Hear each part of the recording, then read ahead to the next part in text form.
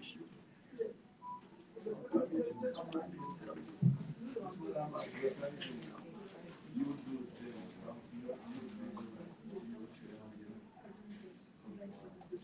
You should. You should. I have that.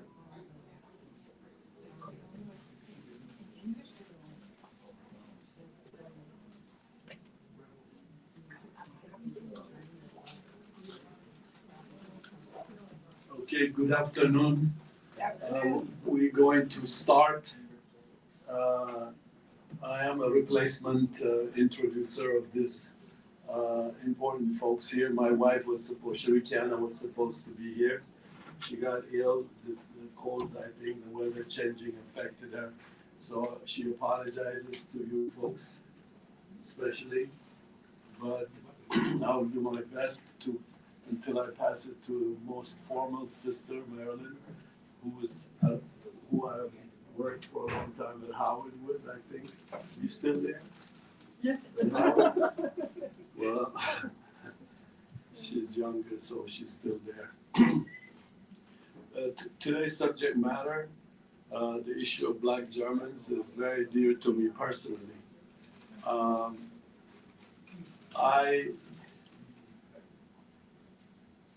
When I first showed a film in Berlin, a young sister, about 16, she could be 15, but in that range, and I'm looking for her document and letters she wrote me because I'm finding the significance of her meeting me more important now because of getting old and looking back at the works I've done in wanting to put things in context. Why was I so obsessed about Black Germans when in fact Germans themselves were shocked when I kept saying Black Germans. But for me in the 80s, this sister was the one, she was a daughter of a Cameroonian father. But all I remember about her was she sat in the back, the only African sister. And I remember very pain for her age to be so painful. That's my memory of her. And she inspired me so much. When I did Teza, which is a fiction film, but really about the biography of my own generation. My own generation that went to Europe and America to go to school. And in this journey, I felt the story cannot be told about my generation without speaking about the children also we brought onto this earth, especially in Europe and America. And and I wanted to include it. So every time I went to Berlin anyway, I did 5-6 film premieres there. I had a good reception with the Berlin Film Festival.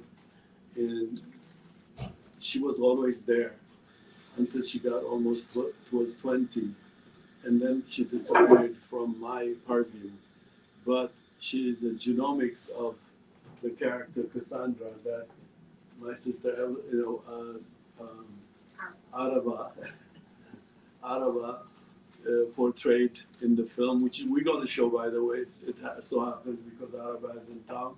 We're going to show the film on Saturday, but I'm also going to have Araba, Cassandra's story be read, because in my struggle to do the film, I was working with very liberal but very sensitive German co-producers, but never understood, never knew why I talk about Black Germans. When I wrote it for America, adopted it in Germany because of the co-production, and I told them I want to, this character to be, this Black German young sister. And it's the most denied subject matter in Germany. and this is not by like fascist Germans. I'm talking about liberal Germans didn't know what the hell I was talking about. But by that time, when I was doing TESA, my research was so extensive. I interviewed interracial parents in Cologne, Hamburg, and Berlin, which a place where I went a lot, Frankfurt. Some of the kids that are mixed are also kids of my own friends that I went to high school with that went the German way and I went the American way. So anyway, I don't want to exhaust this evening's very important event by my own story, but you will see in the film my attempt to join you guys on this issue. And what makes today's very significant is this an Afro German history. Finally, somebody has translated it, and it's our sister who will be here with you discussing the journey, because I'm sure from the time even I'm aware of it,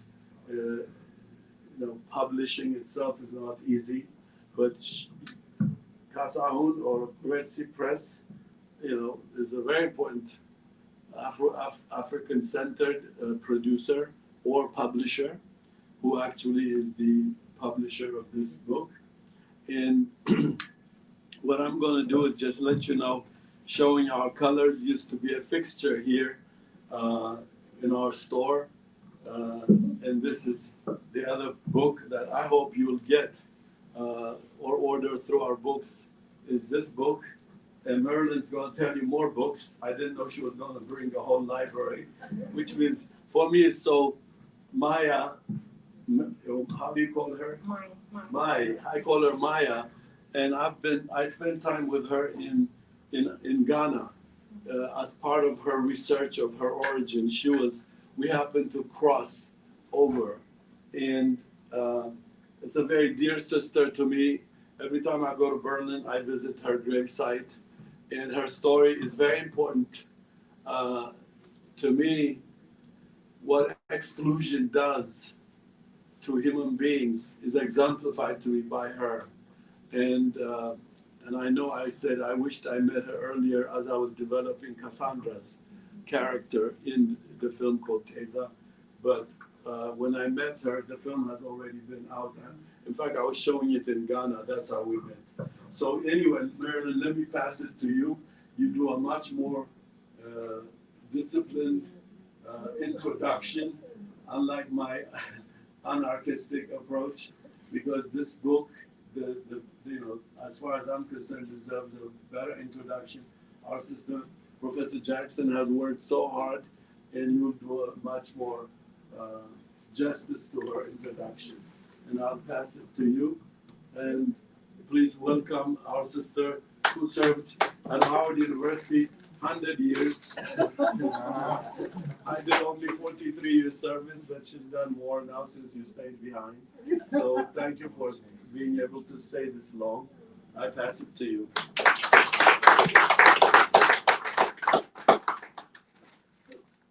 Well, good evening. Can you hear me? Yes. By show of hands, can you tell me whether you had heard before of the field of Afro German studies? Yes. Oh, we have 2 hands, 3 hands. Oh, okay, but it's 4. Okay, that's great. So Afro German studies is a relatively new field. It's a field that was established in the 1980s. And some of the people who started the field of Afro-German studies, you see them right here in this book that you can find in the bookstore. They wrote a book called Showing Our Colors. They met in Berlin under the stewardship of Audre Lorde, and they began to reflect on their own status in Germany as Black people. And they wrote this book, Showing Our Colors. Back in the 1980s, whenever we as professors of German at Howard University and other institutions, whenever we would present our articles to be published, 9 times out of 10, they were rejected by the publishers.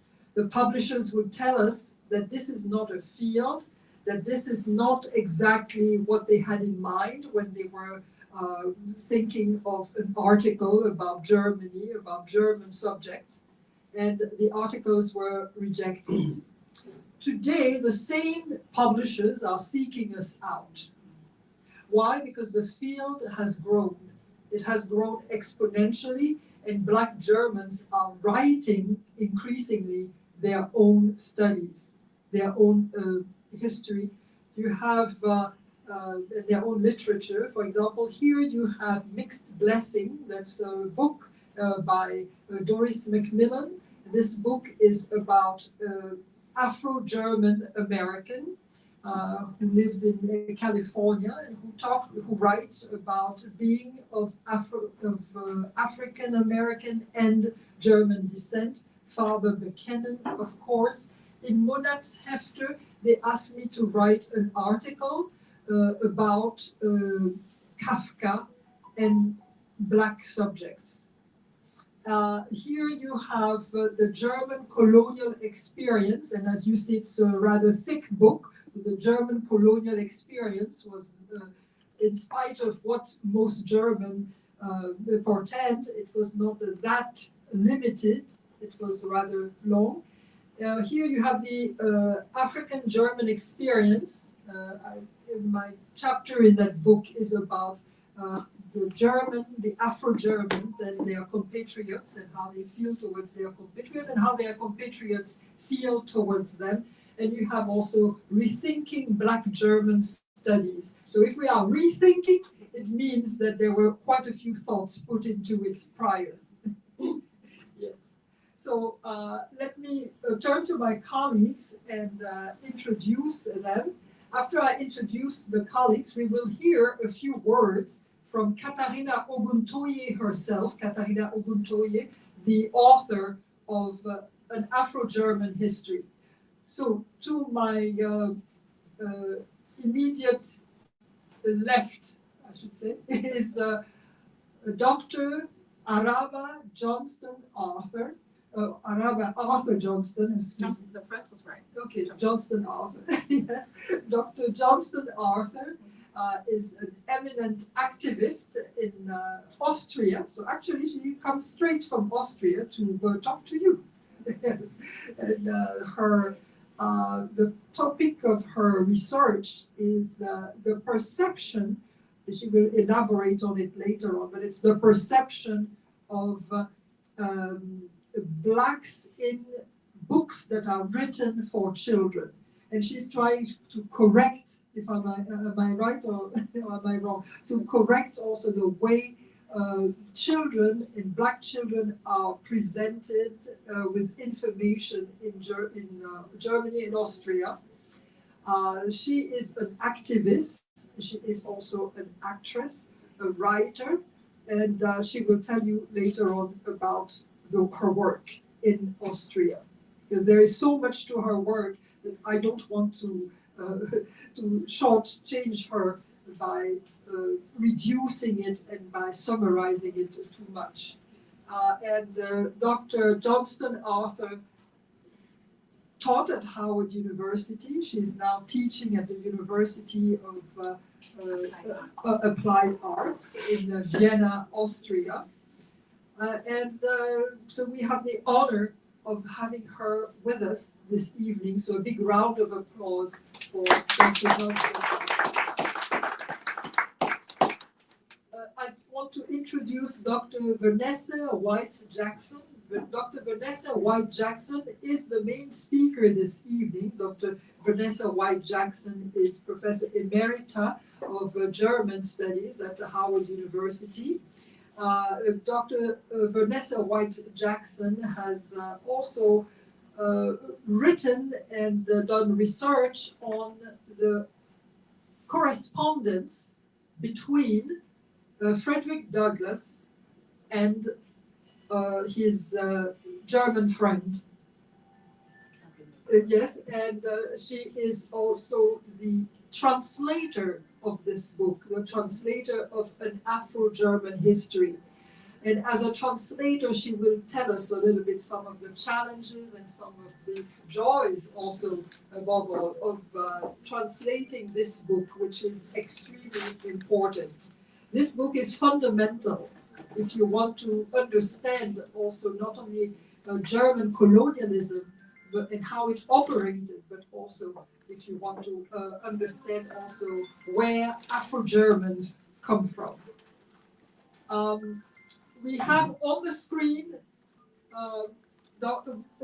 Ms. Kevina King. Kevina King is at the University of Massachusetts. Kevina King is a lecturer at Howard University. She teaches German and she teaches Afro-German studies. She is a professor of Afro-German studies, and she has written a lot about the new Afro-German artists and writers. So I would like to, first of all, have a big round of applause for Dr. Vanessa White-Jackson. And another round of applause for Kevina King, who is joining us via Zoom. Yes. So before we start the discussion, we are about to start the discussion. Before we start the discussion with our main speaker, our esteemed colleague, Dr. Vanessa White-Jackson, we are going to have a short video, an introductory video by Katarina Oguntoye, who is the author of the book, An Afro-German History. Can you see the screen? Yes. Should I move if I have to move away? No, it's okay. I can make myself small. Hi, here's Katharina Oguntoye speaking from Berlin. Greetings to you all. And first I want to say a big thank you to Vanessa White-Jackson, who translated this book so wonderfully and just in the same mood as I wanted to make it the theme accessible to the reader. She also achieved that with the wonderful translation into English. Also, a big thank you to Africa World Press for pulling it off together with Vanessa to publish this book, and now it makes my work accessible to the English-speaking world. Thanks a lot. Have a wonderful evening. Bye-bye.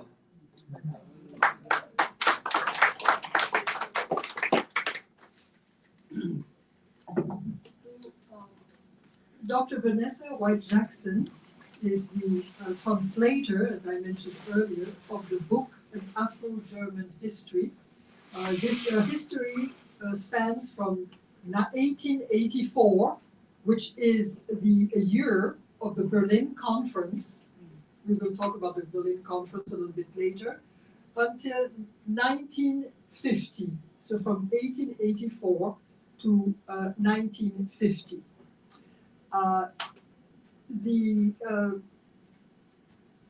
The book highlights the life, the work, the administrative challenges of Afro-Germans living in Germany. So Dr. White-Jackson will tell us all about it. There are 4 periods, if I understand correctly, that we are going to cover. The imperial period, the Weimar Republic, the First World War, Second World War, and then after the Second World War. Did I count correctly? Is that 4 or 5? That's Five. That was fine. Okay, I'm still not good at math. Okay, so we are going to hear now from Dr. Vanessa White-Jackson. First off, I'd like to say thank you to everyone for coming here.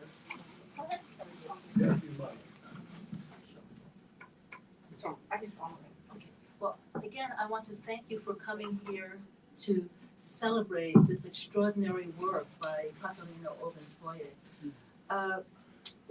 It was a book of its time, and I'm so glad now that it's available to the English-speaking diaspora, well, to the English-speaking world, as a matter of fact. And before I go on, Marilyn was just talking about Frederick Douglass. I finally remembered the name. It's Attilia Ossing, but I had a senior moment, so you have to forgive me. So anyway, I'll start by saying that an Afro-German history really is a groundbreaking work.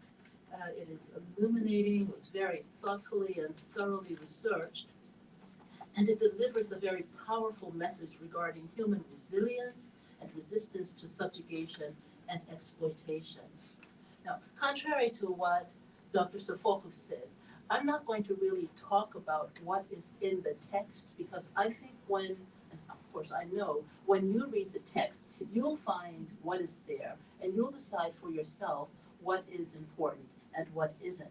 What I would like to do is to comment tonight on 3 topics that are related to the text and also to the author. Okay, the first topic is actually the significance of the work. The second topic is the author's motivation for researching and writing the text. And the third topic is the author's research methodologies, which I think were absolutely brilliant. So I'll go ahead and start with the significance of the text. And I'll say that an Afro-German history is the very first historical text published in Germany, the first, that examines the lives and experience of Africans and Afro-Germans living in Germany. And to a lesser extent, it examines the lives of Africans living in Germany, living in Africa during the time of the imperial time, the imperial colonial time. But it really gives extensive coverage.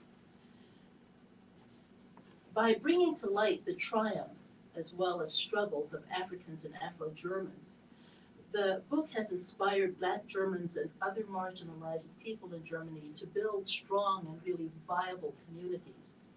And it inspired them to construct a positive and healthy sense of identity. Because as Marilyn and both Araba said a little while ago, Black Germans didn't have a sense of identity. The other Germans didn't know or didn't accept the idea that there was such a thing as a Black German. And we'll talk about that in more depth in just a minute. In the foreword of An Afro-German History, Katharina Olentoye shows the depth, the real depth of the isolations suffered by many Afro-Germans before the Black German movement ever got off the ground, and certainly before ISD, or the Initiative of Black Germans, was established. After 1997, however, that was the year that An Afro-German History was published. It was published in German, but still, that was the year that it came to everybody's attention. And what we saw was that it reinforced the energy of the Black German movement. It inspired marginalized people to come out of the shadows and to step over and beyond the margins. Like Marilyn said, these people began to write and to tell their own stories and to define themselves. People didn't even know how to refer to themselves maybe 10 years before. And Katharina's work did that for them. This work helped people to chart their own paths, decide what their lives were going to be. And finally, the work had a very, very positive and a very strong impact on the fields of German studies, on the field of Black German studies, and also on the field of Black European studies. So that, in essence, is why An Afro-German History is an important, is a significant work. I'm going to go now to my second topic, and that's the motivation of Katharina Olentoye. What is it? What motivated her to write An Afro-German History in the first place? So, I don't have any definitive evidence to prove this, but I've formed opinions about what I read in the text, and so I'm telling you now that I've taken liberties, but I think I'm right. I believe that Oguntoye was motivated to write an Afro-German history by information that was discovered while she and her and other students who were studying poetry with Audre Lorde, they were doing research on on a research project that ultimately evolved into Father Buchanan there. I don't know where it is, but you saw it a minute ago. Oh, it's right here. Father, Showing Our Colors is the English translation of Father Buchanan. And as Dr. Sophocles said a minute ago, these are the stories of these people here who, in early 1984, as I said, they didn't even know how to refer to themselves in terms of their relationship to German society. And in less than a semester or less than a year, not only had they constructed identities and defined themselves, but they were also writing their own stories. So anyhow, as they were doing the research, they came across some information which kind of disturbed Katarina Oguntoye, and so I'll talk about that more in a minute. So they were working on Father Buchanan, and as I said, Father Buchanan was co-authored by Katarina Oguntoye and other German women who had met in Audre Lorde's poetry class in 1984. The book evolved from a research assignment that Lorde designed to counter isolation and to counter isolation and alienation through identity construction. No, I'm right-handed. Let me do this. No, I can hope this is easier. Sorry. Lorde's students searched German historical texts, many German historical texts, because they were trying to find models of Afro-German resistance to social isolation, models from earlier generations of Afro-Germans. Guess what they discovered? Yeah, you can guess. The German histories made no mention of Afro-Germans. And that is why even today sometimes you will hear people say, there's no such thing as an Afro-German. Or somebody told me once, there is no such thing as an Afro-German. How would Africans have ever gotten to Germany? Well, this is somebody from Eastern Europe. And I said, well, it was the same way that they got to Germany, the same way you got to the United States. They got on a ship, well, it was a ship, then it wasn't a plane, and they traveled. So, at any rate, I'll move on. So, when the students found that there were no Afro-German models for them to emulate, they looked to the history of France and the history of England, because these countries had also been imperial colonial powers. And guess what? In those histories, they actually found the models that they needed. So somebody recorded history truthfully. Now, while all this is going on, I have to tell you that Katarina Oguntoye is a history graduate, is a history major, and she was a graduate student at the time she was studying poetry with Audre Lorde. And when you read the book, you're not going to find a list of the 4 questions that I'm going to cite to you, but I have found statements that she made in the book that led me to believe that these are questions she raised in her own mind. And when she did her master's thesis, then that what she wrote about proved that I was right. So I don't have to be right about everything, but some things, are important to be right. So these are the questions that I think Katarina formulated while she was doing the research for that project. Number 1, why then have the information about German historical events been excluded from German history texts? It doesn't make any sense. Or maybe it makes sense, but it's not something that we would want to admit. The second question is, had the German colonial system differed significantly from the French and English systems? And if the answer is yes, then in what way did they differ? Now, I'm not going to comment on that, but when you read an Afro-German history, you'll find out yourself how it is different. Can I give this to you? I have to talk with my hands, I'm sorry. The question number 3 is, how had German colonial rulers perceived their African subjects? Now, I really stress that word perceive because Catalina is very big on the importance of perception. It's like Araba.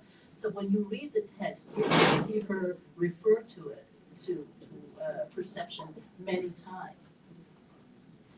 And the last question is, how was the Black German presence ever suppressed from official German history to start with? How does a historian, a real historian, exclude part of history? I'm not going to try to answer that, but you can answer. These are the things, though, that I think really bothered Catalina, and that it's these things, these problems, that led her to write the an African German history. So anyway, I will go on to say that while she's thinking of, while she's thinking about all these things, she was still busy with her classmates writing or conducting research on Farber Buchanan. And they had begun this project in 1984. They finished it in 1986. In 1985, late 1985, and then it was published in 1986.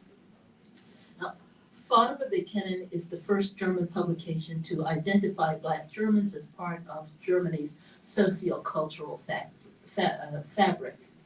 So here again, these are Black Germans within a space of 2 years coming out of the shadows and writing their own histories, telling their own stories, and plotting their way into the future.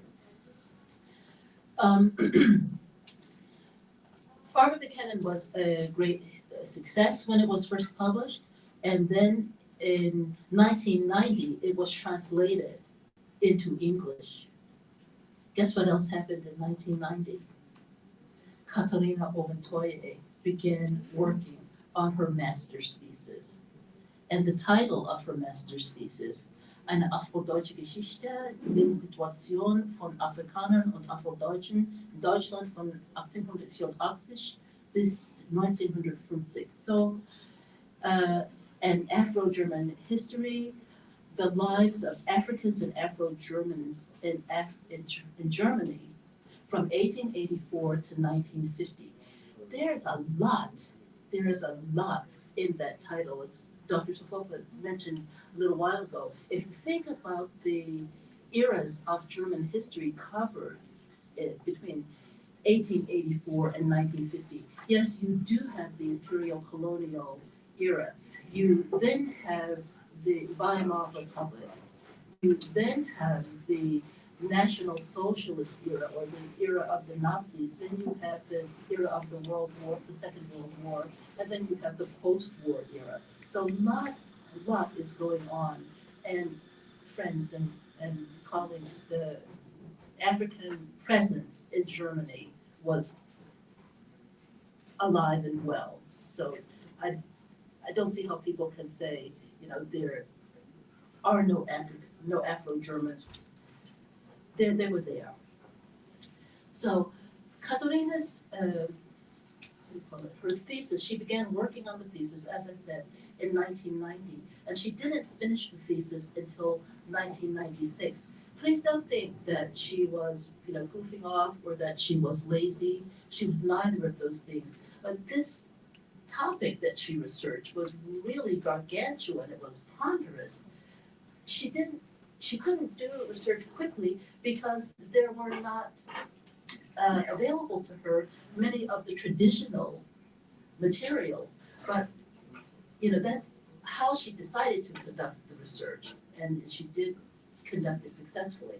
That speaks to her genius. So Katharina's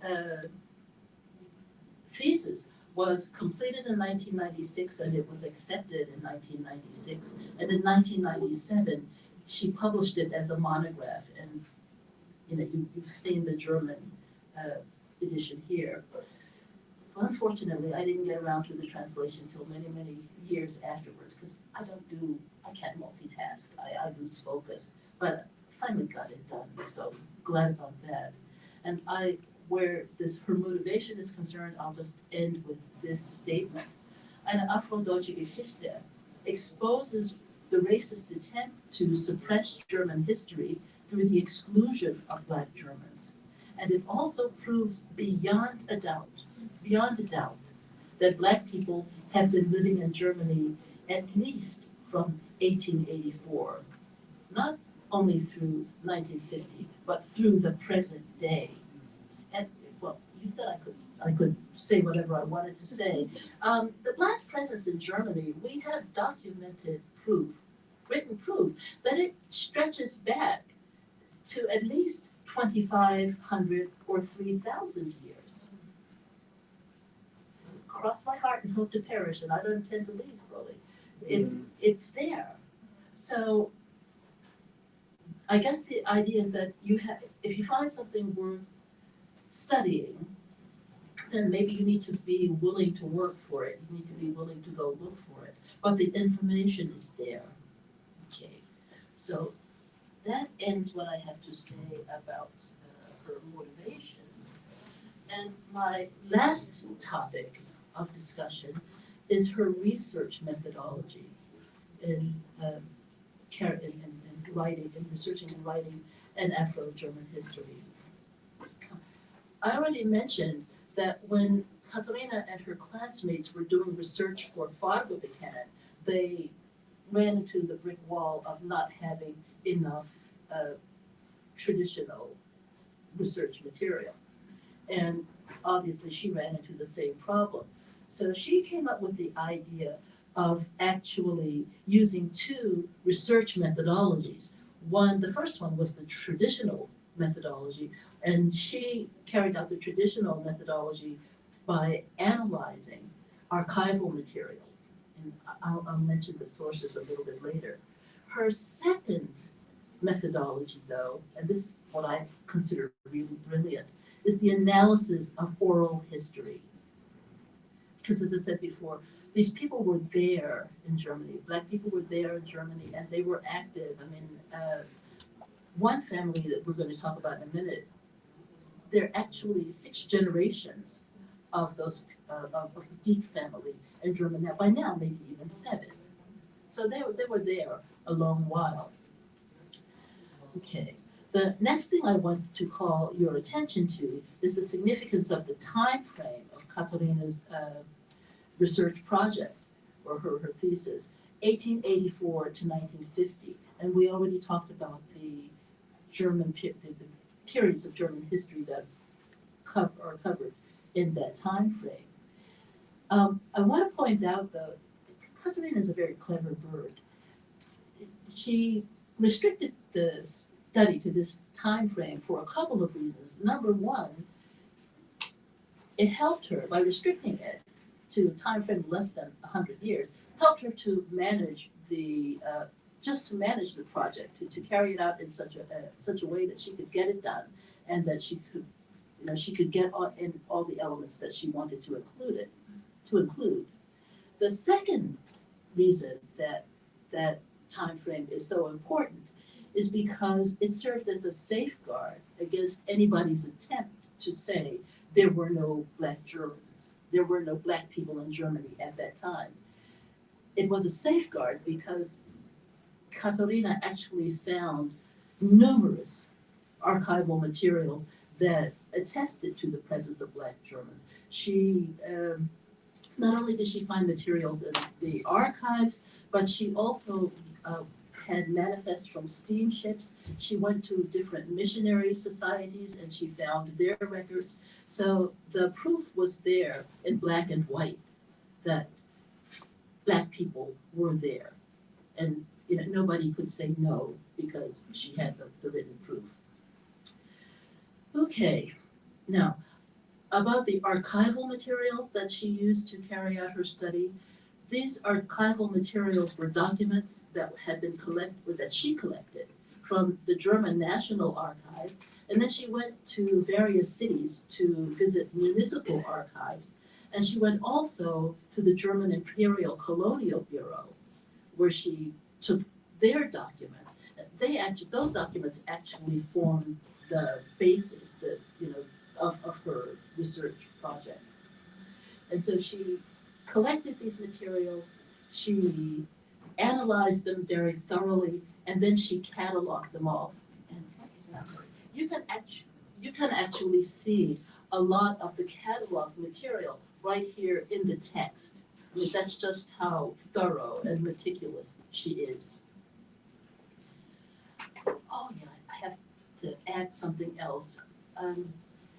Katharina stated in the work that when she went to these different archives, there were some places that where she requested source materials, but those materials were not made available to her, and no one explained why they were withheld. So any of the students out there now, if you're looking for a research project, you know that there are materials there. Katharina is very open. You can write to her and ask her which materials were withheld from her, and then maybe you can pick up the baton and run from where she left off, because this information is important. It's our history. It's diasporan history. Okay, so I'm going to talk now a little bit about her analysis of oral history. Katharina's only literary research source consists of 2 interviews, and these 2 interviews were interviews of 2 Afro German sisters. Anybody who has read Barbara Buchanan, or if you've read Katharina's work, you're familiar with the Dieck sisters. Okay? So the interviews that were conducted were held in 1985, and they were conducted by Katharina Olentoye, and also by the late Mai Ayin. After the interviews were conducted and then written up, they were published in Farbe Buchanan. The Dieck sisters, one, Doris Dieck, likely, was 67 when she was interviewed by Katharina and Mai. And her older sister, Erica, was alive at the time, and she was 70. And they were real fountains of information. The interviews contained information about the entire family. Now there were 4, well actually 5, because I had another sister, but the book deals with basically the 4 of them, Doris and Erica and their 2 parents. Their father, Mandinga Dieck, was particularly important to the interview and to Katharina's study. Mandinga Dieck immigrated from Germany in 1891. Or I'm sorry, he immigrated from Cameroon to Germany in 1891. He became a naturalized German citizen in 1896, and then he established permanent residency in Germany.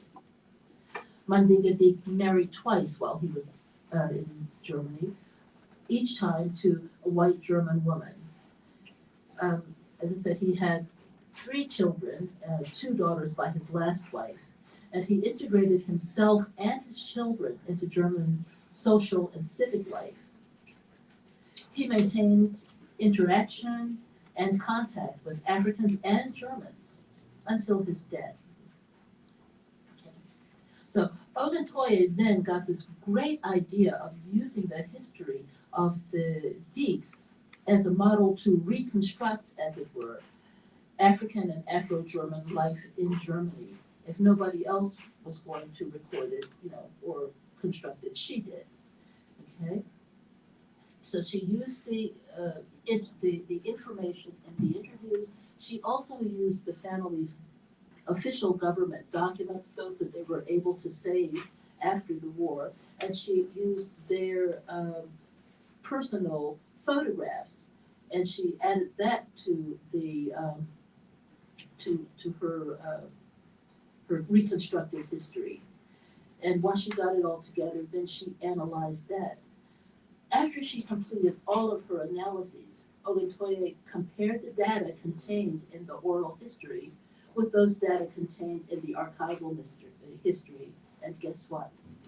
The result was that the two sets of data validated each other, and they therefore validated her thesis as well.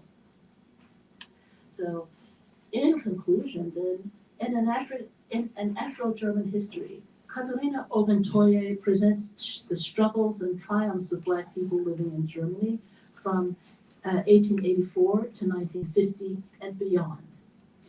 She urges readers to juxtapose the view of Black people that is presented in her opus with the traditional German stereotypic images, which are oftentimes limited, negative, or condescending. And she ends with the suggestion that countermanding false perceptions, and there's that word again, perceptions, countermanding false perceptions with facts will help to break the cycle of oppression and exploitation of human beings everywhere.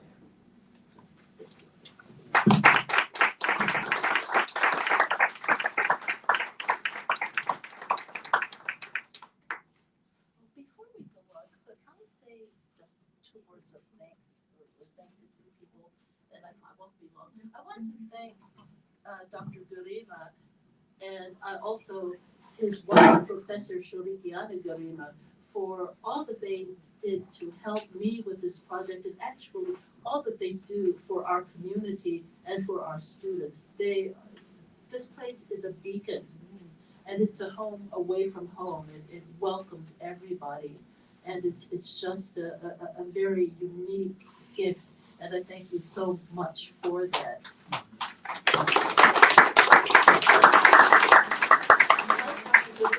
I also want to thank Dr. Kasahun Chikole, who's one of my classmates, by the way. I hadn't seen him, I still haven't seen him, but I talked to him. But we hadn't been in touch for years, and I asked Araba to ask Mrs. Gurima if she could recommend to me a publisher who would be interested in publishing the text. And she said, well, yeah, Kasahun. I said, what? Kasahun? How many Kasahuns are there, here in this country? They're probably in Ethiopia, but how many here? And well, his name is Kasahun. I said, does this Kasahun have a wife named Io? And sure enough, it was. So yeah, so it's my friend from years ago. I'm a great believer in divine providence and God intervening in things. I wanted to translate this book back in 2011, but I didn't have the time to do it. I had to wait to start till 2017. And I think it was all by design, because I guess God knew what was going to be happening in the world now. And now the messages that we receive from this book are more important than ever. But we couldn't get the message out without the Gurimas, and we couldn't get the message out without Kasahun, and couldn't get the message out without you. So I thank you very, very much.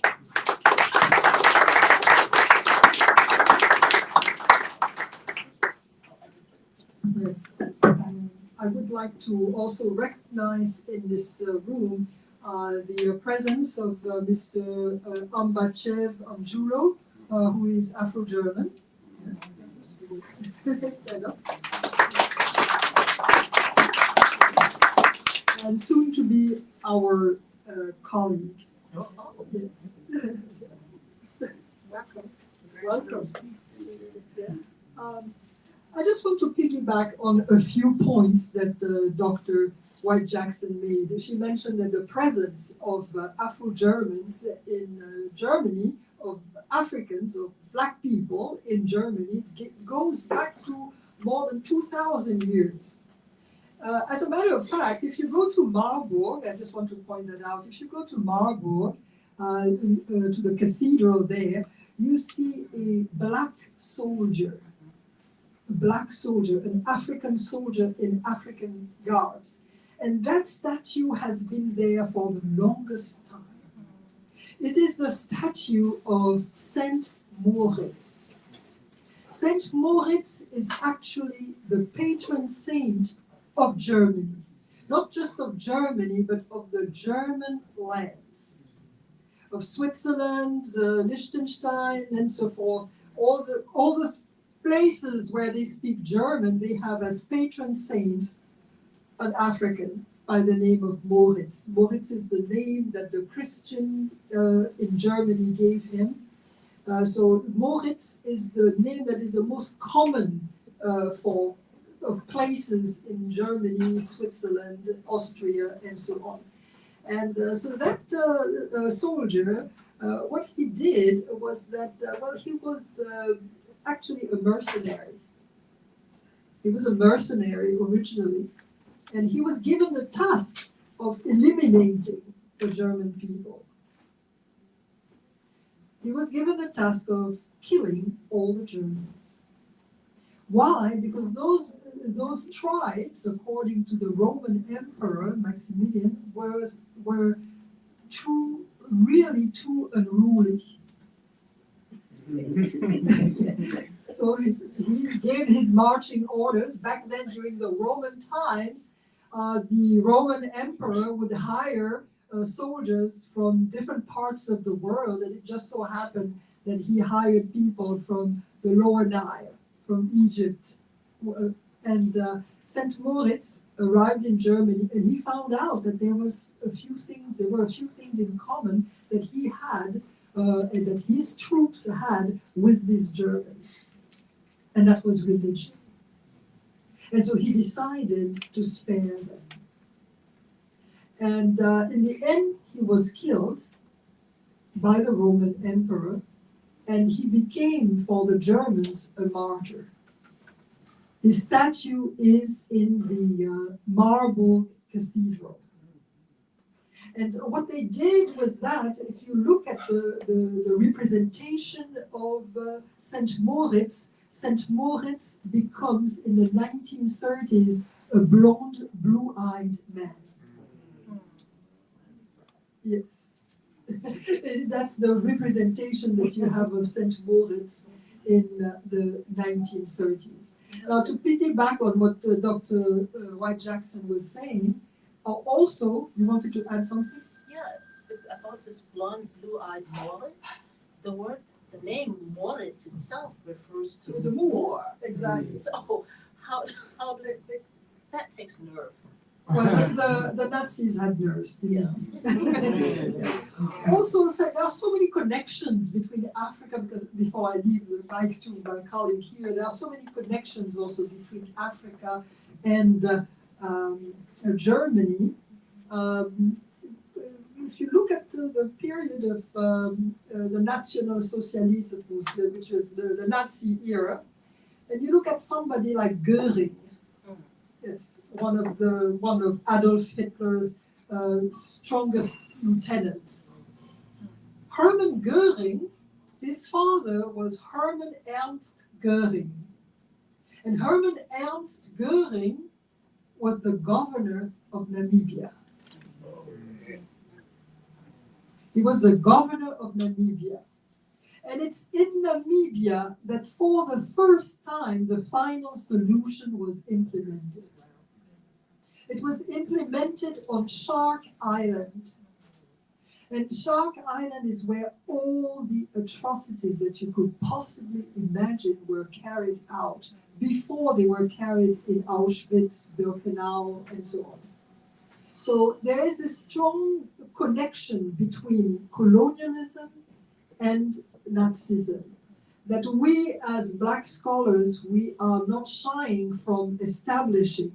And it's very important, particularly in the world in which we live, to establish that connection, because it's not simply a frivolous assertion. This is actually lived through the people who carried out these atrocities.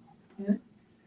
Also, you have to recognize the relationship between people who had coffee plantations, came from Germany and had coffee plantations and cocoa plantations in Haiti, and were Germans. So there is this whole web of connection between Nazism and colonialism that is far too often eliminated in research or not paid attention to in research. I will leave the mic to my colleague, and I just have a couple of questions for her before I give her the mic. In the book, An Afro German History, you have the definition of an Afro-German person is a person of bicultural heritage who has been socialized as German, has German citizenship, has a relationship to an African culture or a culture stemming from Africa. So if you want to comment on that or comment on whatever you want to comment, go ahead. Okay, thank you. I will come back, but I'll just take time to land at your question. And I would also want to consider that this definition was born in 1997. And if we speak to Katarina Oguntoye, it would be interesting to see what her definition would be now. I would argue that a lot has changed also in the Black German movement since the 80s. So maybe I already landed at your question. I would like to start with, and I'll multitask with the phone, not the phone, the microphone and You have a microphone stand. what? Yeah, well,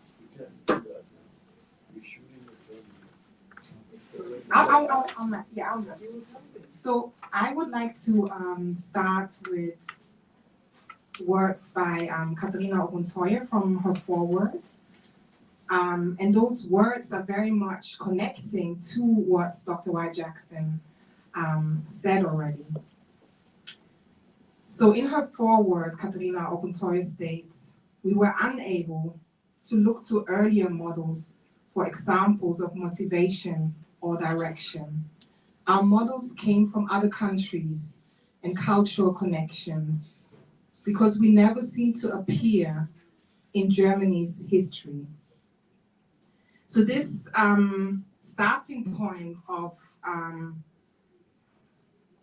Black people in Germany being erased, being made invisible, is one of the aspects that Katarina Oguntoye also alludes to in her foreword. She says that there's an extreme discrepancy between extreme invisibility on the one hand, but also extreme visibility. And I also want to use this opportunity to also say, I was born and raised in Austria, and for us in Austria, the African diaspora in Germany was a model, was something to look up to. Those were books that we didn't read, we were eating the books. They were nourishment. We saw ourselves reflected. Dr. Y. Jackson spoke about ESD, Initiative of Black People in Germany, which was founded in the 80s, just to bring home that those are books that were so impactful. For example, the book Showing Our Colors that was published in the 80s, it needed the support of Audre Lorde. It needed Audre Lorde to stand up and say to the publishers, this is a story that matters to be published, because it was so invisible, it was so unmattered. And this book was also a book that was a founding document for the Initiative of Black People in Germany. So we are always talking at the crossroads of activism and history making. That's how essential these books and works were. And I'm also for me, this is also, and I think for all of us, this is also a historical moment, because now in for many reasons, but this work of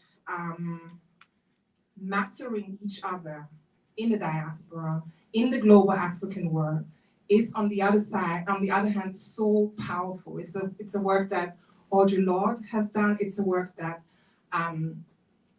Mr. and Mrs. Garima are doing here at Sankofa. It's a work that Dr. Y. Jackson, with her translation and her far-reaching work, is doing Dr. Sefoko Kivina, Howard also has a legacy, and also Sankofa has a legacy and long-standing connection to Afro-Germans. And to connect and also to make it less abstract, what it means to grow up in a space and place where there's a lot of misconceptions about yourself. There's a lot of terms, names about you, but you don't have a name for yourself. I wanted to just read you a short stanza from a poem that was actually published in the book Blues in Black and White. It's a collection of essays, poetry, and conversations, and it was published by Africa World Press. And here again, I also want to thank, I think you can never thank enough, Mr. Kasahun, I don't want to mess up his name, Chekole. I know you practice with me, Chekole, yeah.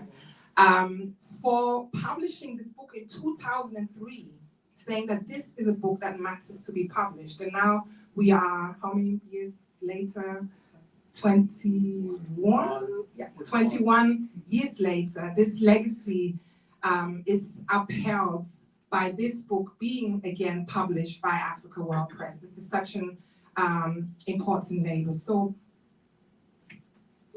the poem is from a poem called Soul Sister, and I think we have all alluded to the importance of Audre Lorde as sibling keeper as well. And I was just speaking to Janine Cantaro, who was also a founding member of the ESD, and she shared with me that presently Katharina Oguntoye lives in a street in Berlin that has been named after Audre Lorde.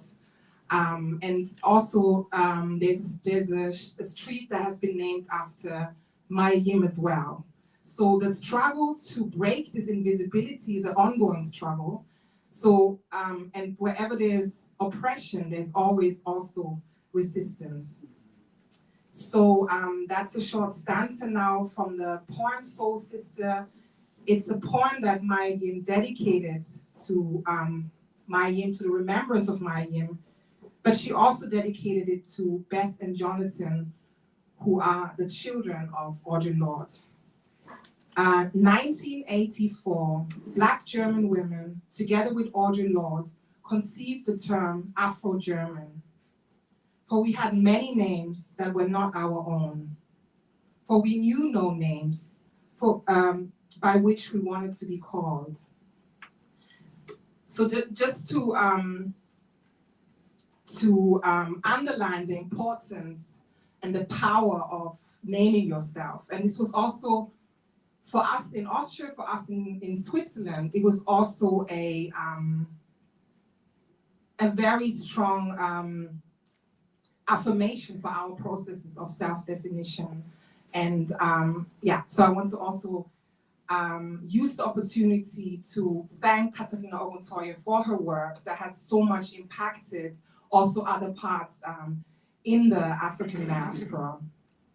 Now, I want to stay short, so I'm going to end with the final note that Katharina, thank you. That's Katharina. So that's basically the final paragraph in Katharina Oguntoye's foreword, and I chose it because for me it really brings home what's at stake in this labor. This book is really a labor of resistance. It's a labor of mattering. It's also a labor of unearthing a history that is very buried. And even though this book was published initially in Germany in 1997, those struggles are still ongoing. So Katharina Oguntoye is referring to the perception of Black people in Germany, but it can, I believe, also be extended to other diasporas that are still very invisible, even more invisible than the African diaspora in Germany. And she dedicated her book to basically break the circle of continuous invisibilization. I'm not sure if making invisible, might have been a remix.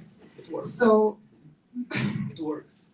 it works, okay. As long as you understand me, then that's the most important. So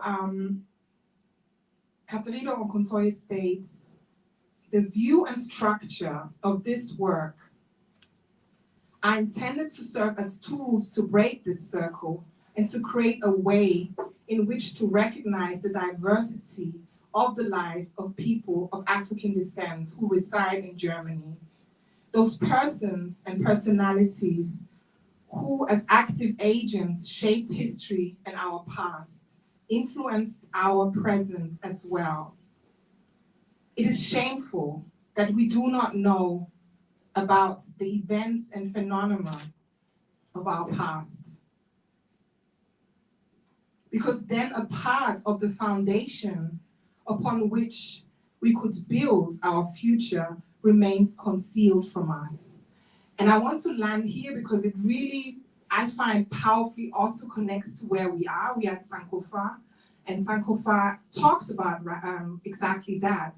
One of the proverbs invites us to say it's never too late to go back and remember what has been forgotten. And I find her words really bring home that this is a very urgent exercise, this exercise of remembrance. It's an exercise that transforms our future and is urgently needed in the present. And I'm very grateful that I can be here at a space where our presences are so massive. And just to, you said in the introduction, you know, of me being an activist, I feel that my activism was more in the 90s, well, anyway. But where I want to land is that one thing that I was nourished with at Howard University, but especially also here at Sankofa, is to be told over and over again that our story matters to be told. Our stories are like puzzle pieces. We need to know of each other. We are very important for each other. So I would today define myself as a recovering storyteller, and recovering in the sense that the recovering process had a lot to do to be here as well at Sankofa, which is also called the liberated area. So last but not least, I don't want to forget the cover of the book is a sculpture by Stephen Lawson, who is an artist that I think Dr. Haile Grima also knows. He has been here. There was a delegation of Afro Germans that were here in the 90s in Washington, DC, and also here at Sankofa. The sculpture is called German Oak, in German Deutsche Eiche. And I'm just looking at it because Deutsche Eiche is something very German. So it goes to, he's really one of the artists that is doing also this labor of mattering our stories. And I'm very grateful for this choice as well.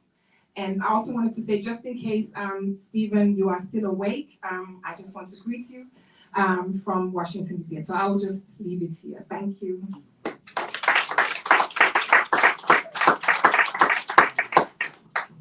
I will leave the mic later on in a minute or so to Kevina King, yes. But before that, I just want to piggyback on a few things that were said earlier. We were told that Black Germans are sometimes very visible and sometimes invisible. And one of the things that you discover in the books, I'm not going to tell the whole story of what was written in the book. One of the things that you find is that Afro-Germans are always negotiating their space. It's very important for them to negotiate their space. So to give you an example of how they were treated, Afro-Germans or blacks in Germany, or Black Germans, back in the time of the colonial time, could not go back to their country of origin. They could not. For example, if they were Namibian and they came to Germany to work, and they wanted to go back to Namibia in order to spend the rest of their lives in Namibia, they could not bring their German wife with them because it was looked upon as a very bad example for the colonial enterprise. So they are barred in many ways from going back. So they were either told that their passport was not valid, and so on, or that their papers were not in order. It was not official, but it was definitely the result. And it was written in some of the documents that they could not return home. How did they live under the Nazi era? Under the Nazi era, the program of the Nazis for blacks was sterilization, so that they could not reproduce themselves. And here I have a letter that was written by a Nazi lieutenant who is writing actually on behalf of the black Germans in order to avoid, so that they can avoid being molested by the SS. So he's writing, and I'm quoting him here. I am aware that the Führer does not want Negroes from the former German colonies who are residing in Germany and who, for the most part, fought for Germany to be hindered in their attempt to find a work and earn a living. Nor should they be otherwise molested. I am also inclined to send an appropriate order to the party departments. That being said, however, there is the difficulty in that in isolated cases, we cannot always determine with certainty whether or not we are dealing with a colonial Negro who served Germany. Therefore, I request your view as to how such Negroes can be handled separately and most suitably. And it's signed Heil Hitler by Bormann. Yes. So these are some of the correspondence that were sent between the party and the different lieutenants of the party. And as you know, there was this meeting in the Wannsee Institute in Berlin, and I take my students from Howard University to the Wannsee Institute. I took them a few times over there, and over there you have long lists of people who collaborated, who worked with the Nazis, and among them you have a list of European Americans, and you have even the name of the states from which they came and who were on the payroll back in the 1930s. This is true. So the colonial German did not have much more success in the German society under the Nazis than the non-colonial. The non-colonial were the sons and daughters of the troops from World War I, who came from Britain, who came from different parts of the world, and who were part of the colonial empires of France and England. I'm not going to talk further about that very somber period of history.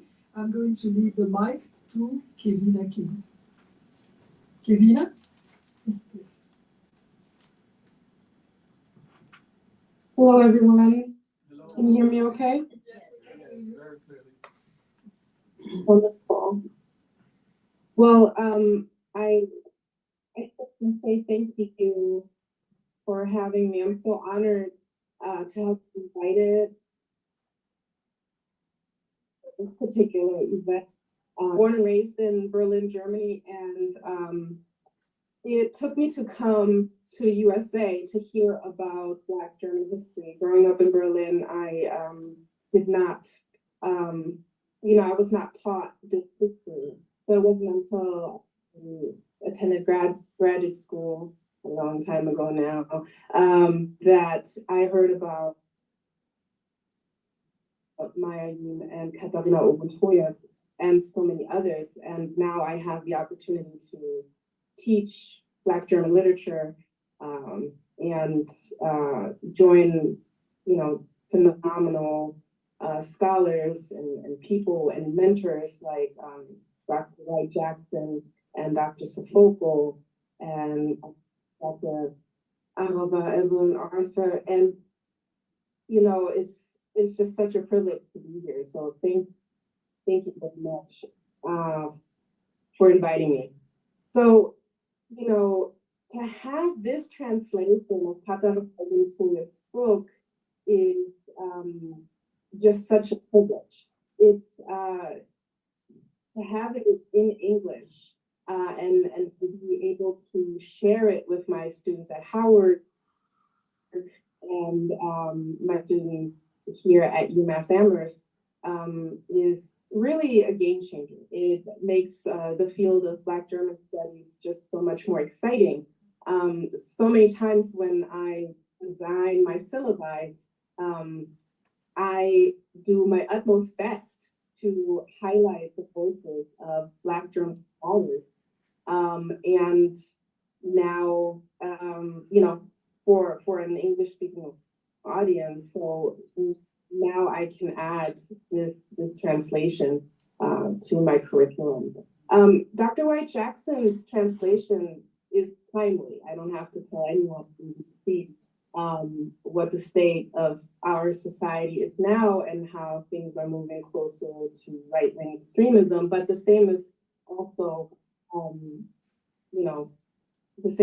happening in Germany. So with the efforts of silencing Black history and the Black voice, to have this translation of an Afro German history, the lives of Africans and Afro Germans in Germany from 1884 to 1950 is tremendously important. So Katharina Oguntoya does not only highlight the deep rootedness of Black German history, how long, not that Black people are there in Germany, but how long they've been, right? And she does this in such a beautiful way, as Dr. White Jackson pointed out with her methodological approach. She focuses on the Mandinga that is now in its 5th generation in Germany. And each of their generations really highlight and reflect, how Black Germans survived and fought in Germany. The family tree and all the other, subjects of hers are really a reflection of generations of the struggle. And what's special about her book is that it also highlights that Black Germans have always resisted. They've always resisted the colonial system and injustices. And that's tremendously important for us in the field, right? To continuously point out, but also for the Black German community and for all Black communities within the diaspora, right? It's to look around and see who is a part of the story. Black Germans and Africans in Germany have submitted petitions to the National Assembly and the colonial ministry. And Oguntoya cites these and also pulls excerpts. So you'll see, portions of letters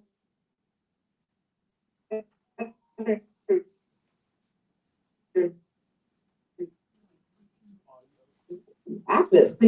In some way, rightful, because they're asking during Germany's colonial period for the equal treatment of Africans and Black people, right? Like during this time, and for some people even today, this is a radical notion. And Katharina Oguntoye is not the first to research a Black presence in Germany, but she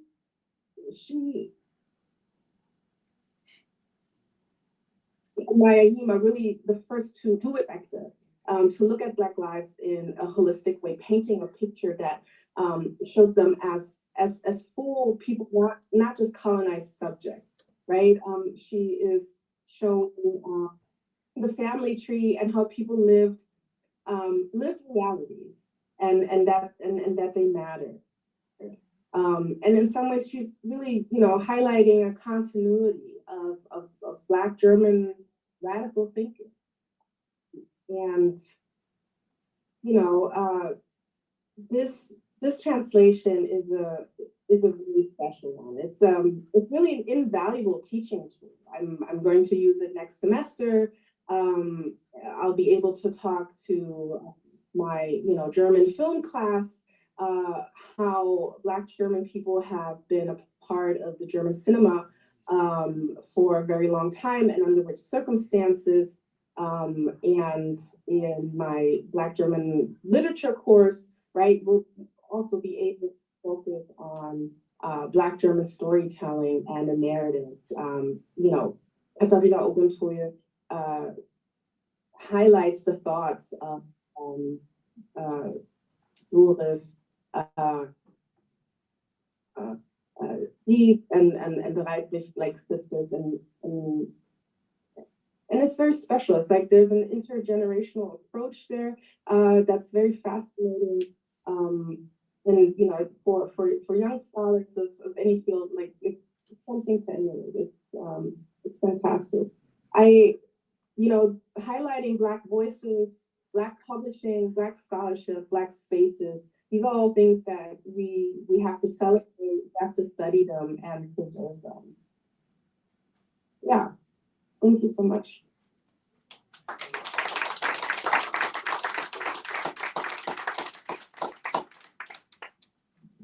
So now the floor is open for questions and discussion. Yes. So I have two questions. One, I can't Okay, figure out how. hold 1 second. Also, please turn off your cell phone, folks. I know I should have announced it earlier. Please. And then with the question, we'll bring Mike first so we can have it in our video. Okay. Thank you, ma'am. Thank you. Okay, I'm just wrapping up. So my first question is, how did Audre Lorde get in the middle of Black German history? Well, she went to Germany thank you, I'm sorry.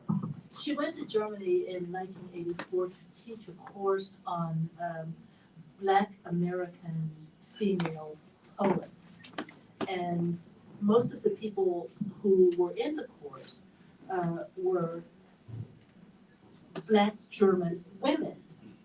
And so she developed a very strong relationship with those people who were there in her class. And as we all alluded to earlier, that one of the things that really struck her almost immediately was this awful alienation that people were suffering from because they felt isolated from the main society. You didn't see yourself represented in books. And basically, I think people were trying to hide because they didn't want to be visible, to be targets. But if you're invisible, you eventually become invisible to yourself. So Audre Lorde decided that she was going to take to herself the task of helping these young women emerge from the shadows. And she did. And you saw yourself, as we said, that once these young women were encouraged by her, she helped them to affirm their own sense of self and their own sense of value. They picked up the ball and they ran with it. And so within 2 years, people who didn't even know how to call themselves were now authors and activists, and they were out to make a future for themselves and also to make a future for coming generations. And that's what Audre Lorde did. Can I interject something? I think also the African American resistance movement has always been invited into Europe by the activists in Europe. Even in England, the stories are not told yet. The African movement in England did get influenced a lot by the African American resistance movement of the 60s, the Black Power, etc. So it's a core activist community that invited her. I do not have the facts, but this is a case in London, I know, in Germany, how we were invited. If we were in any black movement, like the African Center, it would be black people who invite you first. But it's a gradual name that grows. Who is next?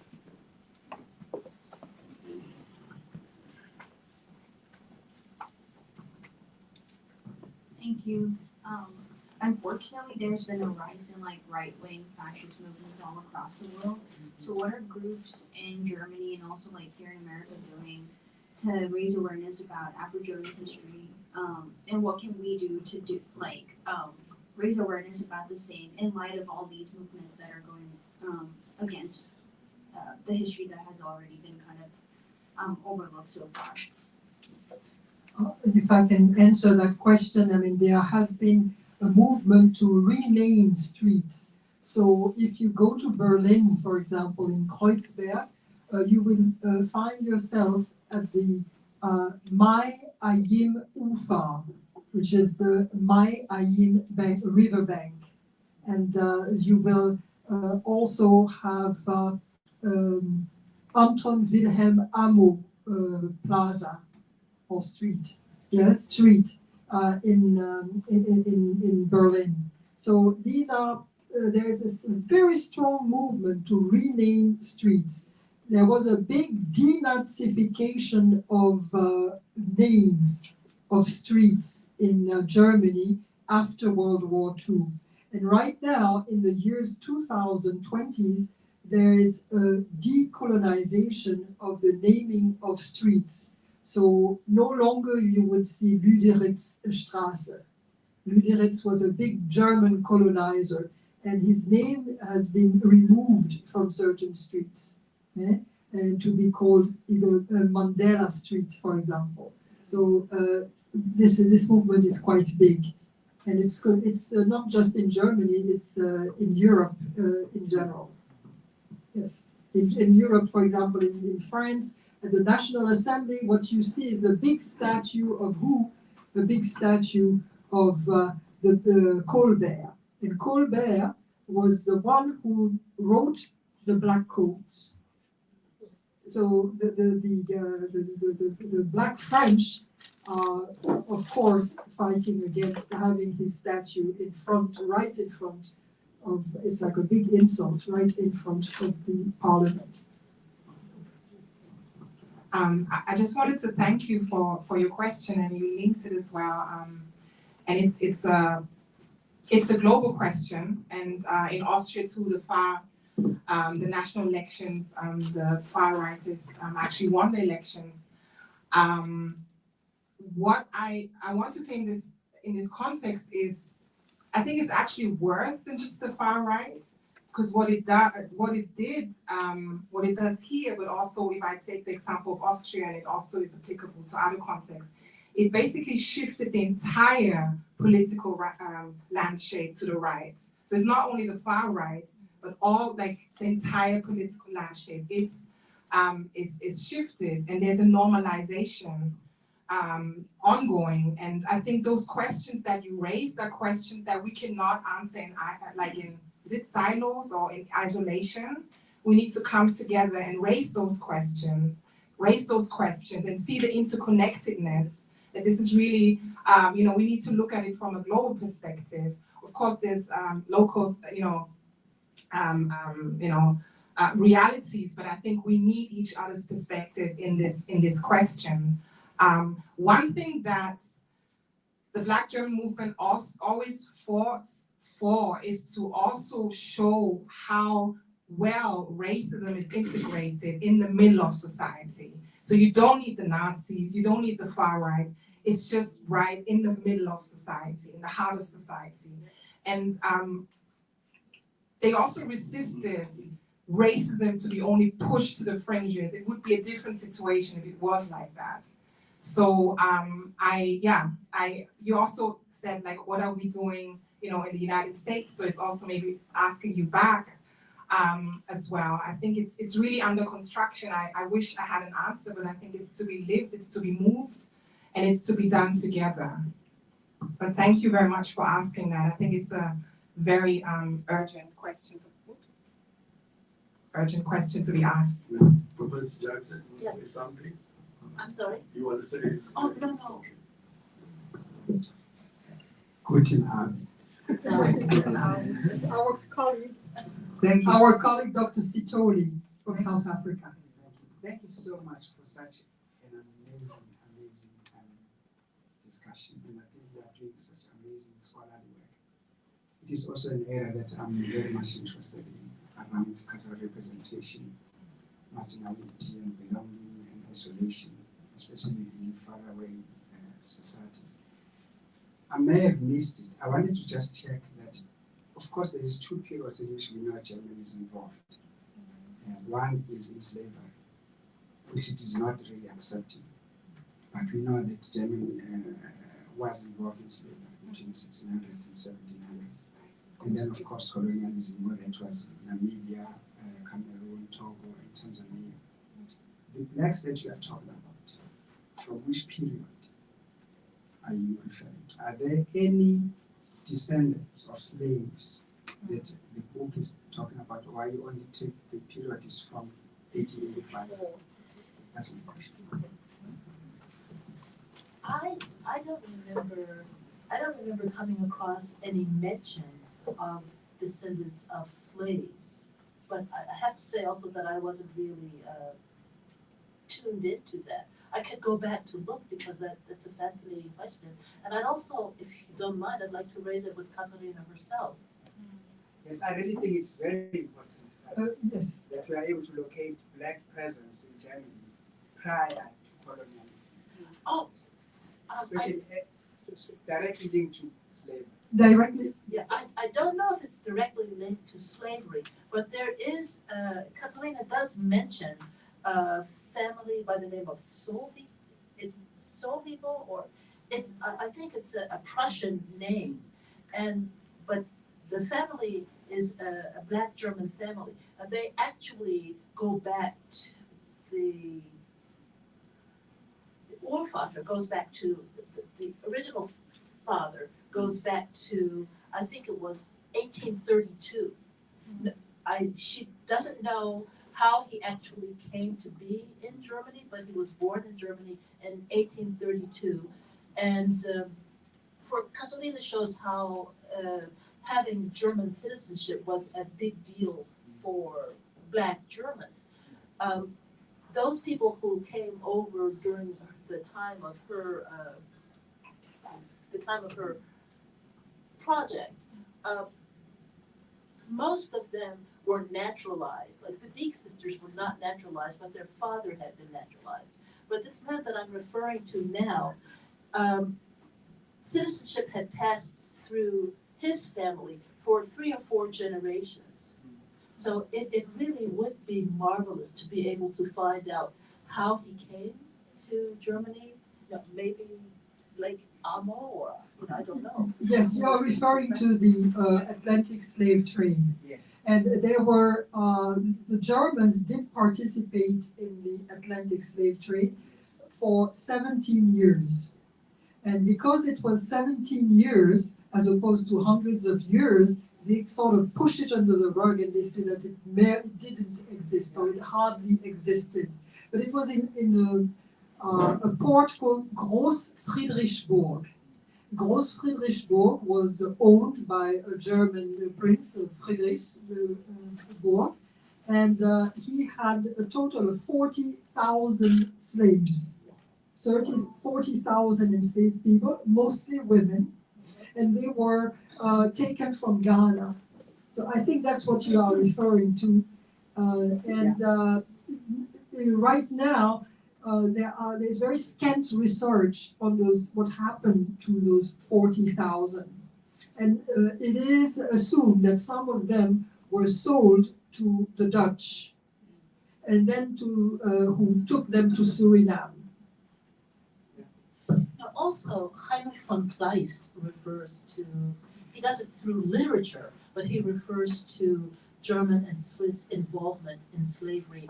He wrote a short story called Die Verlobung in Santo Domingo, or the betrothal in Santo Domingo, and it's about the stark love story about between star-cast lovers, and of course, as would happen, both lovers end up dead. But again, it refers to what happens when you enslave someone else and then you become a slave of a slave. If you want to have some further research on this topic, Paulette Reed Anderson is a preeminent scholar on German slavery. Sister in the back, you want to answer? You have something you want to add? Okay, Kevina? Yeah? You want to add something, sister? Kevina, you want to add something? I would. Okay. Sound goes in and out. Okay. I'll come to you. In America, many partially attribute the swing towards right-wing politics to the education system and its quality. What do you guys think is causing this swing towards right-wing politics across the globe, particularly in Germany and its neighboring countries like Austria?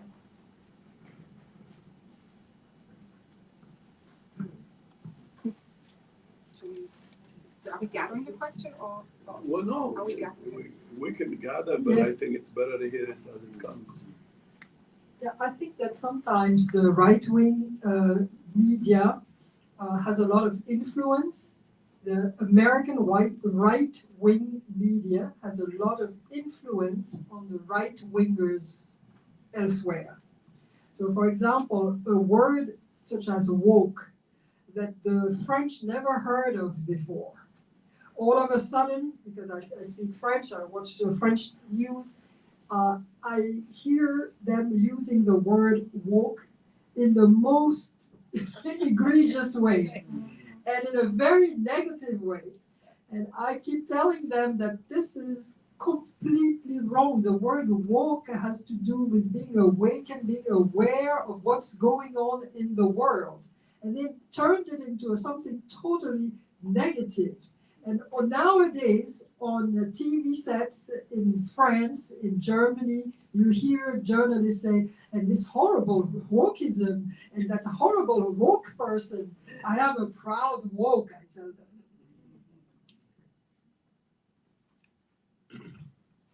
Thank you very much. I think, by the way, that's the same in Germany also. Woke is like insult word nowadays, and like cancel culture and all those. What I wanted to ask you is related to the question about Audre Lorde. So she was very influential, and nowadays one aspect of Black German literature and activism, which is important, is Black feministic aspect, because other than few actually, like Hans Massaquoi, who wrote about his biography, like nowadays almost all Black activists or authors and anti-racism or Black literature in Germany are women, like Katharina von Thury or currently Natasha Kelly, and several of them. So, how do you see this aspect of also it's significant. They're bringing the German mainstream debate in the issue of racism or also feminism, especially the perspective of Black feminism is powerful nowadays. How do you see this influence? I don't think that I can respond to that because I really don't know enough about the topic, Black feminism. I really don't. Maybe like, I don't know, like, I think what is maybe also quite special in the founding history of, for example, the initiative of Black people in Germany and also ADEFA is that the founding members were Black women. The founding members were also Black queer women, and the book Showing Our Colors is a book written by Black women, and this served as a founding document, and it also mounted in the founding of these organizations. So these mechanisms that we often see in social movements, that we have sometimes also internalized some of the aspects that we actually try to liberate ourselves from. I don't want to say it's paradise, but it was still a different situation, a different starting point, because those founding women were not to be pushed to the side, and there was no way they could be like footnotes of this movement history, and still are not. So I mean, that's one, but I think it's a larger question. But I also wanted to add one thing about the earlier question about Audre Lorde. I think that you asked is that reading how Audre Lorde prepared herself to come to Germany, she was actually looking for Black German women. She was looking for them. She wanted to connect to them. She mattered their existence. And I think that is a very powerful form of connection and breaking out of isolation, this labor of mattering each other, of seeing each other, of recognizing each other. And that is the labor that she describes in her work as well. So I think that was a very big foundation, because it's so easy that we just internalize what we hear, that there's no Black people there, in Germany, so I'm not even going to look out for them. She just used that as a starting point. She wanted to hear, and she did a lot of careful listening to those stories as well. So I know your question is deeper than that, but that's just a remark. Well, we have somebody here who could probably answer. This is Dr. Mary Helen Washington, who is a literary scholar. I don't know anything about feminism in Germany. No, it doesn't have to be feminism in Germany. He also mentioned Audre Lorde, and I know that you have written on. Yeah, but I think she just answered the question very well. She said that Lorde went looking for women, and so that, whatever happened to Black struggle in Germany, it intersected with feminism. I thought that you could add something. And I can't add anything about Germany. I'm I'm here to learn. I don't know. I would like to be corrected, but to me, I think sometimes we don't pay enough. To me, before Audrey, there is this amazing Black resistance history that comes shooting out of the American oppressive system. This Black people's influence is not studied well, how it manifests in Europe.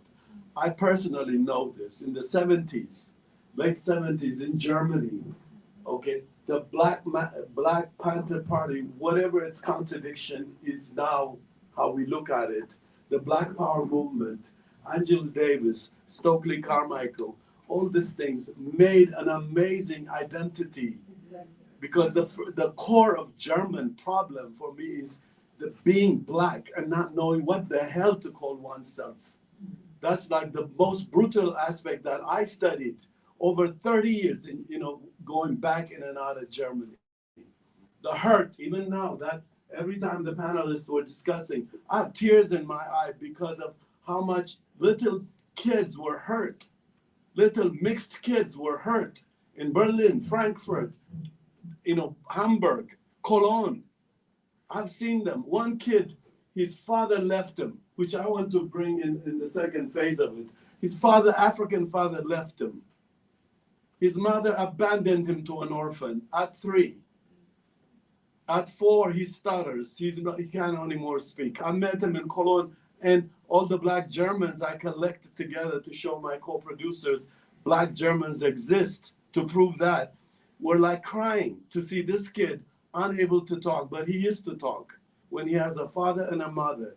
Once they abandoned him, okay, this history, like I don't want to go into it because this is what I tried and failed in my film. But the issue is that the brutality, the laceration it did to little kids is my memory.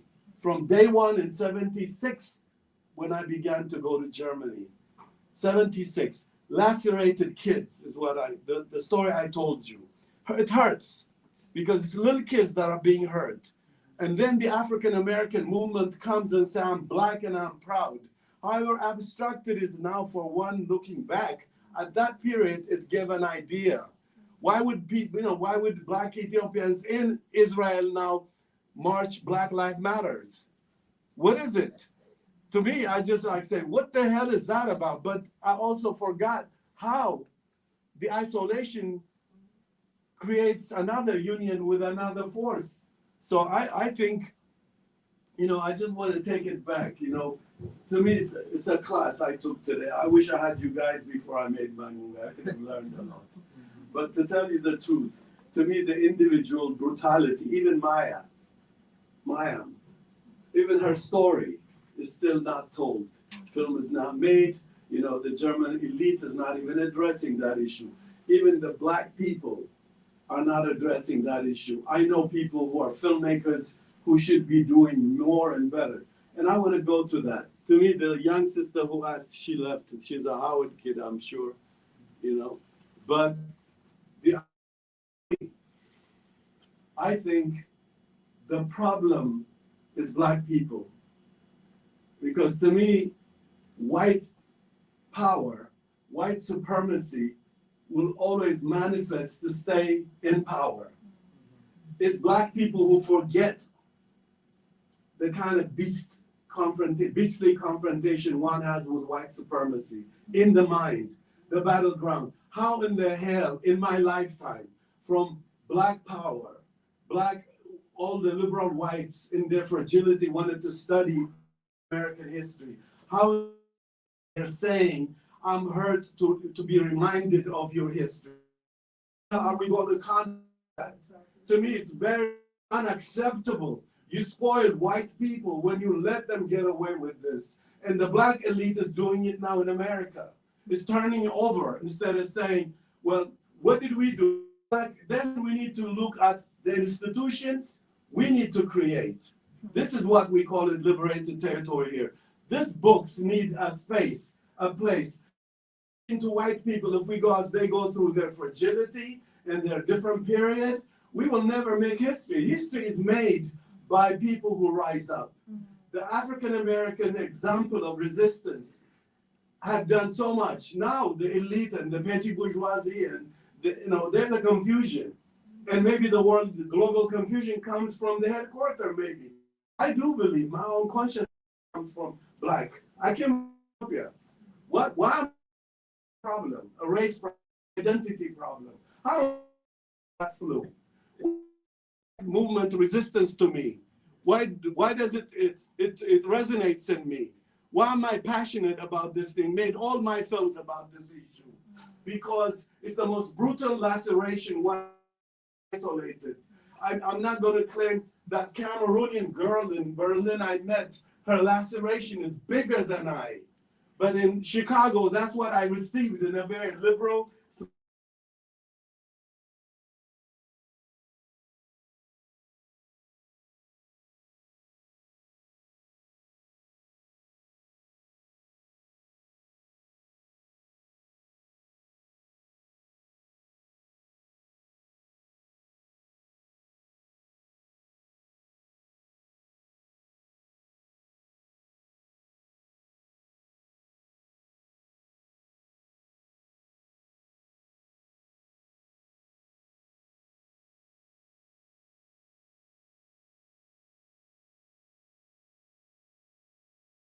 Okay, from different part of Germany sat there crying with African American kids when they were sharing their experience.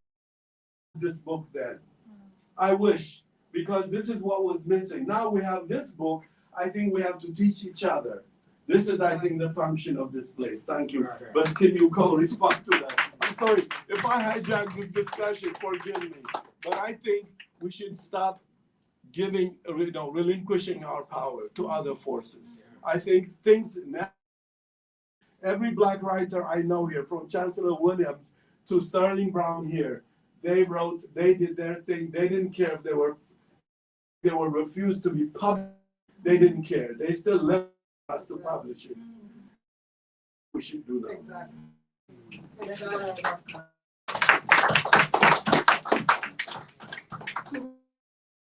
I just want to mention Black women sometimes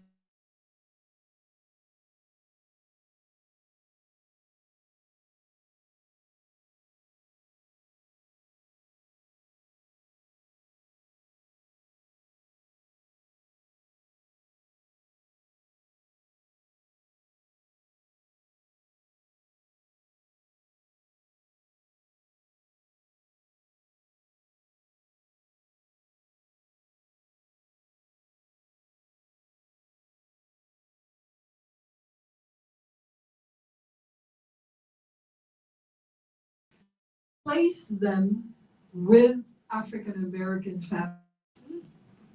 And what she did was tremendous. She placed them with very loving families, and one of them book actually her experience, and the title of her book is Mixed Blessing.